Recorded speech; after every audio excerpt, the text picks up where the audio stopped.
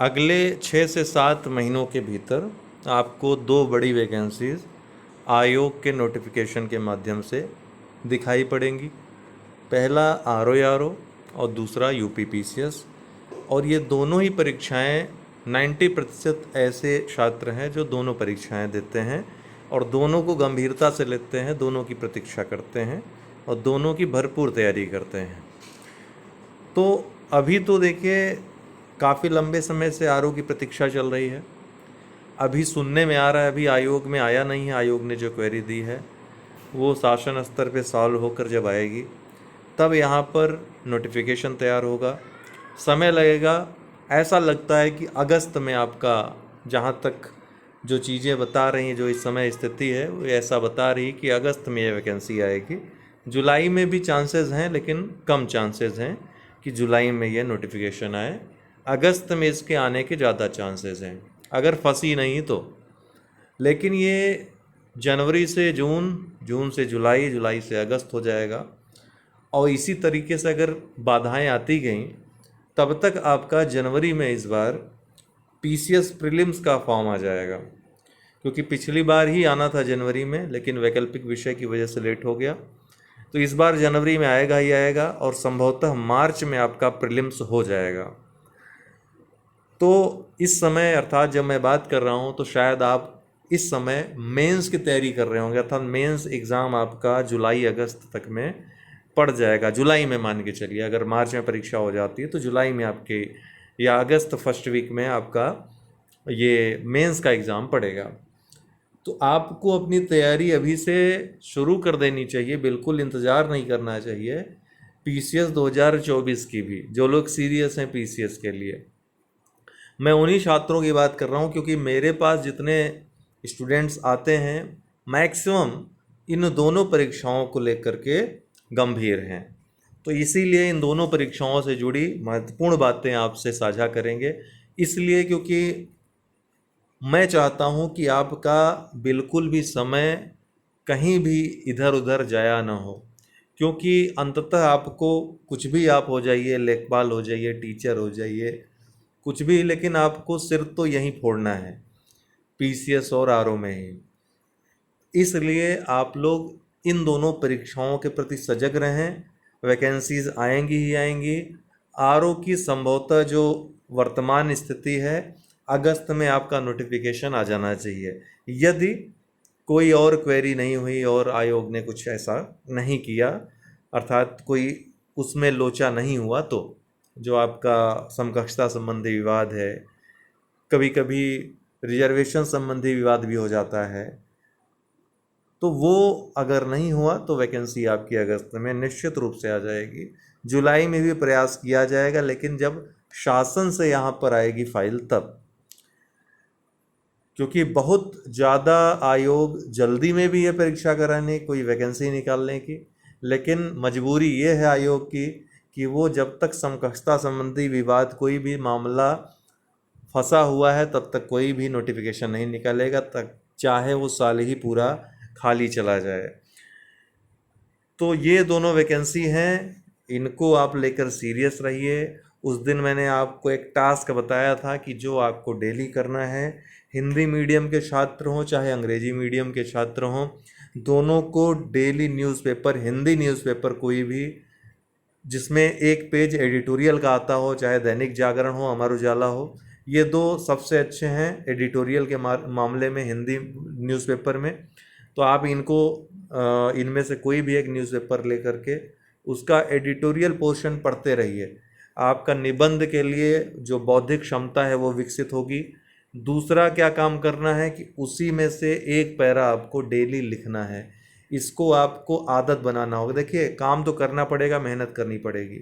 अगर कोई रणनीति बनाते हैं आप कि इतने 6 महीने में हमको ये परीक्षा क्वालिफाई करनी है, वो भी ऐसी परीक्षा जिसके लिए लाखों लोग ट्राई कर रहे हैं, RO के लिए तो इस समय ऐसी प्रतिस्पर्धा है जो इसके पहले कभी नहीं देखी गई। तो इसलिए भी आपको मैं बता रहा हूँ कि सीरियस हो जाइए।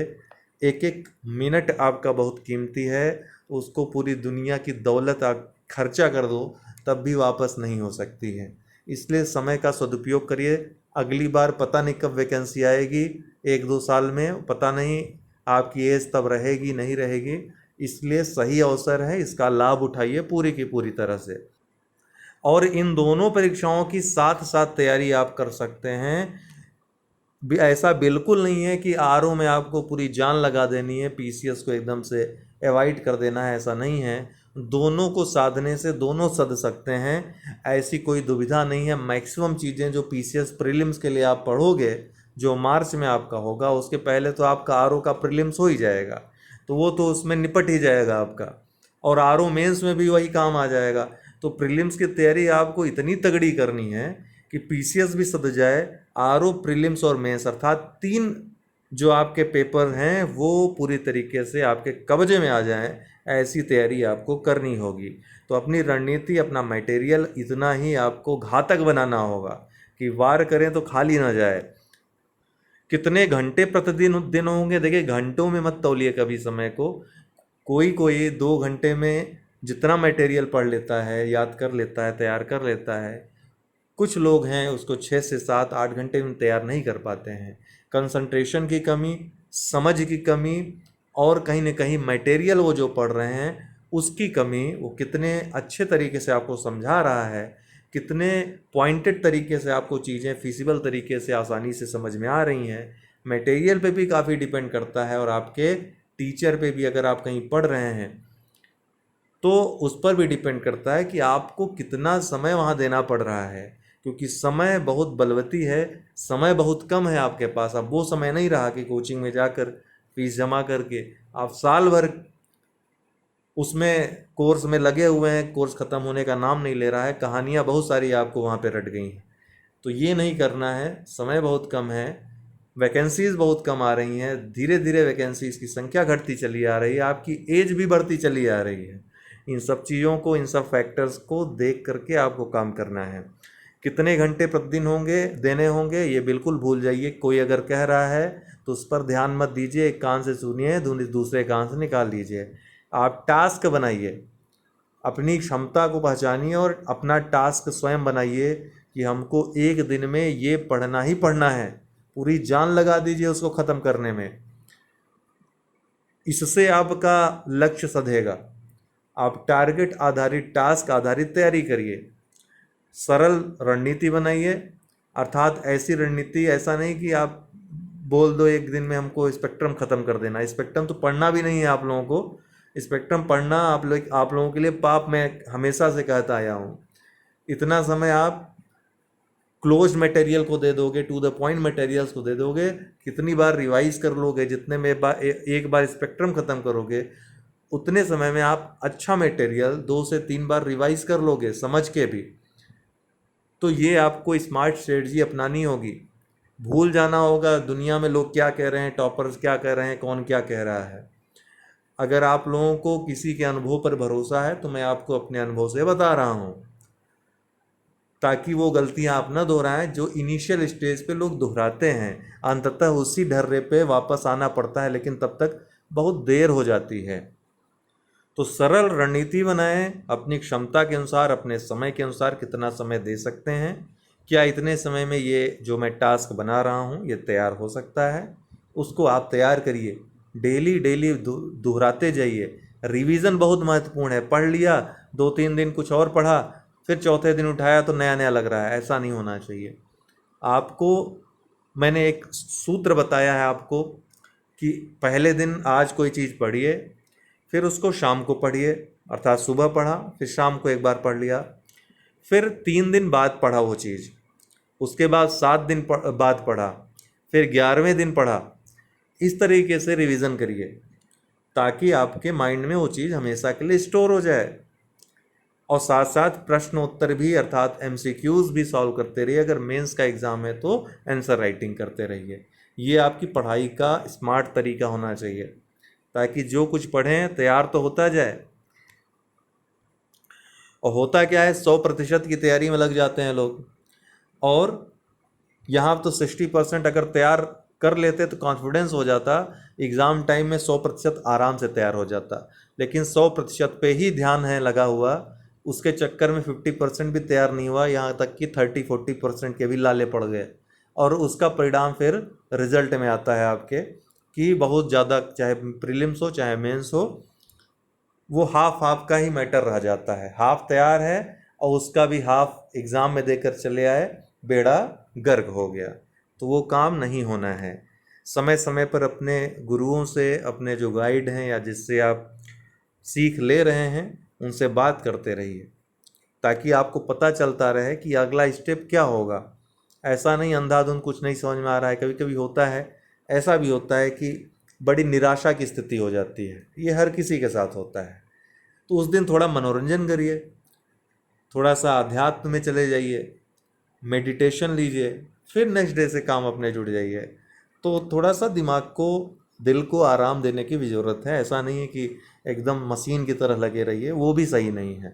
उससे अलगाव जैसी स्थिति उत्पन्न हो जाती है, जिसको बाद में एंग्जाइटी जैसी चीज़ें सामने आती हैं, उसमें नहीं जाना है आपको। मस्ती के साथ पढ़ाई करनी है। तो प्रीलिम्स और मुख्य परीक्षा दोनों के लिए अब मैं आपको स्ट्रेटजी बताने जा रहा हूँ कि कैसे आपको तैयारी करनी है, हम आपको किस ढर्रे पर ले आना चाहते हैं। तो 14 जुलाई से जो हमारी क्लासेस शुरू हो रही हैं पीसीएस के लिए और आरओ दोनों के लिए, तो प्रीलिम्स और मुख्य परीक्षा दोनों ही जो आपकी वैकेंसीज़ हैं, प्रीलिम्स और मुख्य परीक्षा दोनों ओरिएंटेड क्लासेस रहेंगी। आपको सिर्फ ये किताबें खरीदनी है, वो भी समझ के लिए। कॉन्सेप्चुअल चीज़ें, कभी अगर आपके पास टाइम है तो आप इसको पढ़िए, थोड़ा सा रुचि आपकी पैदा हो, बेसिक चीज़ें आपको थोड़ा सा तैयार होती चलें।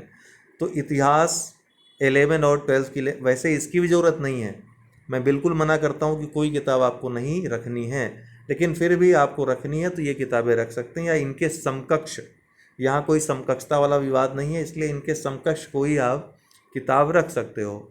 इतिहास 11 और 12 की एनसीईआरटी वाली, और बिपिन चंद्रा, ये आप आधुनिक भारत वाली बिपिन चंद्रा ले लीजिए। इतिहास ले लीजिए 11 और 12 की एनसीईआरटी। भूगोल आप महेश बनवाल ले लीजिए और एटलस एक अपने पास रखिए। कमरे में जहाँ पर आप पढ़ रहे हैं वहाँ पर मानचित्र रखिए, भारत का भी और विश्व का भी, और उत्तर प्रदेश का भी ध्यान रखिएगा, उत्तर प्रदेश का भी मानचित्र रखना है आपको।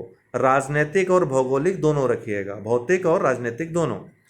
राज व्यवस्था के लिए आप बृजकिशोर शर्मा और बेयर एक्ट ये रखिए बस राज व्यवस्था के लिए, ठीक है। इसके अलावा लूसेंट वाली, ब्लू वाली जो बुक आती है शीघ्रावलोकन के लिए, तेज़ी से देखने के लिए चीज़ों को, या रास्ते में कहीं जा रहे हैं तो लूसेंट उठा करके देख लिया, उसमें एक आध सेगमेंट तैयार कर लिया। सॉल्व पेपर रखिए, प्रीवियस ईयर जितने भी हैं आपको, चाहे आरओ का हो चाहे पीसीएस का हो या अन्य परीक्षाओं का जो यूपी पीएससी कंडक्ट कराती है, उसको रख लीजिए। उसके लिए आप कोई भी बुक फॉलो कर सकते हैं।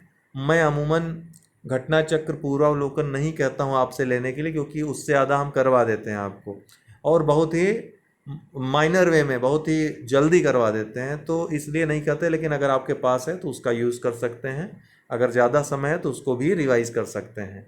लेकिन प्रीवियस ईयर क्वेश्चन पेपर आप ज़रूर लीजिए, मार्केट में जा कर के यूथ वाली ले लीजिए, बहुत अच्छा वो लोग दे रहे हैं वर्तमान में, काफ़ी संशोधित, काफ़ी उनका जो है कमियां भी अब काफ़ी हो गई हैं, जो उन गलतियां थी उसमें काफ़ी सुधार कर लिया है पहले से, उन्होंने काफ़ी मेहनत की है ऐसा लग रहा है।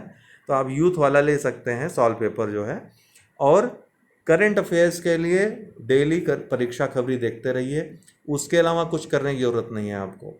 मुख्य परीक्षा के लिए बेसिक जो क्लासेस होंगी, जो पीसीएस के लिए आपके, मुख्य परीक्षा के लिए करंट अफेयर्स के लिए अलग से आपको बुकलेट दी जाएगी हमारी तरफ से, या फिर आप विज़न की जो आती है 365 मेंस के लिए, वो ले सकते हैं, ठीक है। तो इतना आप रखिए अपने पास सामग्री, इससे ज़्यादा नहीं रखना है, इतनी सामग्री आप अपने पास रखिए, बाकी हम आपको प्रोवाइड करवाएंगे, उसी से आपको पढ़ना है।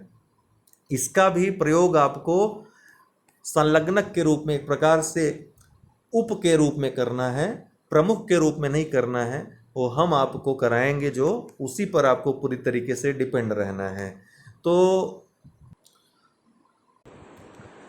अब पीसीएस प्रीलिम्स और आरओ प्रीलिम्स, देखिए इस बार फ़ायदा क्या होगा, अगर अगस्त में आ जाता है फॉर्म, निश्चित रूप से इसी वर्ष आपका प्रीलिम्स एग्ज़ाम हो जाएगा, बहुत जल्दी कराया जाएगा, और मेंस आपका पड़ेगा लगभग मार्च अप्रैल में, अर्थात तब जब पीसीएस प्रीलिम्स आपका रहेगा। तो फ़ायदा क्या होगा कि पीसीएस प्रीलिम्स के लिए आप जीएस पढ़ोगे, तो अभी की तैयारी और वो प्रीलिम्स के लिए तैयारी, डबल तैयारी हो जाएगी, डबल मेहनत हो जाएगी, इतनी बार रिवीजन हो जाएगा, मज़ा आ जाएगा। जो लोग आरओ का मेंस देंगे उनका जीएस में बल्ले बल्ले हो जाएगा, प्रीलिम्स के लिए भी और मेंस के लिए भी। एक ये फ़ायदा होगा आपका, सबसे महत्वपूर्ण है, अर्थात आरओ प्रीलिम्स और मेंस आपका एक ही तैयारी में सध जाएगा, साथ साथ पीसीएस प्रीलिम्स भी आप क्वालिफाई कर लोगे। तो ये आपका जो टाइमिंग बैठ रहा है उस अनुसार मैं बता रहा हूँ कि ये आपका फ़ायदा होगा। अगर ऐसे में कब, जब अगस्त में वैकेंसी आपकी आ जाती है, जुलाई लास्ट या अगस्त में अगर आ जाती है तो 14 जुलाई से जो क्लासेस स्टार्ट हो रही हैं उसका पैटर्न मैंने पहले भी बताया कई बार, फिर से एक बार तेज़ी से बता दे रहा हूँ कि 2 ग्रुप होंगे, चाहे आरओ हो चाहे पीसीएस हो। एक क्रैश कोर्स टाइप का होगा, अर्थात 30 डे का प्रोग्राम बताया जाएगा, उस 30 डे में आपका पूरा कोर्स कंप्लीट हो जाएगा बहुत ईजिली, बहुत शानदार वे में। और एक ग्रुप होगा जो डेली आपके वहाँ पर वीडियोज़ आएंगे, लाइव क्लासेस होंगी, टेस्ट होंगे, एमसीक्यूज़ दिए जाएंगे, ताकि आपकी तैयारी जो है डेली वाइज जो है टॉपिक वाइज तैयार होती जाए, डीपली आपके यहाँ पर कॉन्सेप्ट क्लियर होते चले जाएं। तो ये दोनों में, चाहे पीसीएस हो चाहे आरओ हो, दोनों की सिलेबस के अनुसार टॉपिक वाइज तैयारी आपकी ग्रुप में कराई जाएगी। 14 जुलाई से ये क्लासेस प्रारंभ होंगी। तो और मेंस के लिए अलग है, चूँकि आरओ का मेंस अलग, पीसीएस का मेंस अलग, पूरी तरीके से अलग हैं। आरओ प्रीलिम्स की तैयारी और जीएस के लिए जो आप पढ़ोगे पीसीएस के लिए प्रीलिम्स के लिए, वो आपका आरओ मेंस में ही काम करेगा।